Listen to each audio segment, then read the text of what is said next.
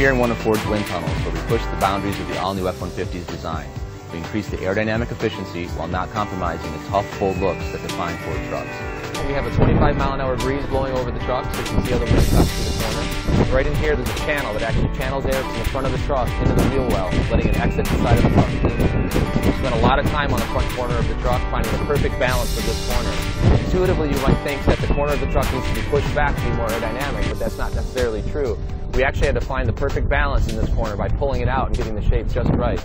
You'll notice on the windshield there's no molding along the edge of the windshield. This allows the wind to slip cleanly over the A-pillar and exit the side of the truck, again adding to the overall efficiency of the F-150. The tailgate is much wider than the outgoing truck. This allows the wind to come across the top of the cab and touch down here, breaking off the back of the truck cleanly with less turbulence and less drag, making the truck overall more efficient. All of these elements work together to allow the F-150 to slip through the air more efficiently while maintaining the tough, bold looks that are hallmarks of Ford trucks.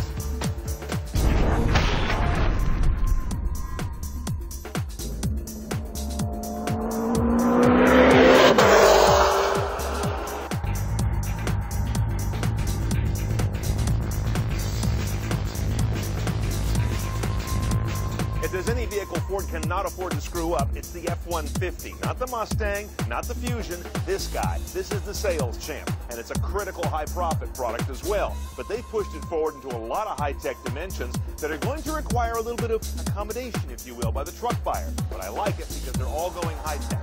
Let's take a look. The biggest story is the technology of materials. They pulled some 700 pounds out of the weight of the F-150. Much of it by having an aluminum body. Just about everything you see on the outside of the vehicle is now aluminum. That's a big change for the truck market. The other third or so comes out of high-strength steel being used in the ladder frame, which is tougher, lighter, but less sort of bulky as the steel goes. But there's still steel underneath this guy. This is going to make for a very different animal when you go to the body shop as well. Body shops are still trying to get their heads wrapped around the idea of aluminum repair. And when you take 700 pounds out of your vehicle, you get to do some interesting things with how you power it, including this headline grabber, a 2.7-liter V6 EcoBoost. That means direct injection and turbocharging. This is seen as heresy by some in the truck world, where anything below a V8 is seen as just not enough to move a proper truck. This is a small displacement V6 on top of just having 2 fewer cylinders than tradition. What we're seeing here is an engine that is yet to have its horsepower or economy specified. That'll come later as Ford gets closer to late 2014 release. But notice this guy's got standard auto start-stop technology. That's also interesting in a full-size pickup, although it's defeatable readily in all-wheel drive mode or at any time because truck demands can be so different than regular car.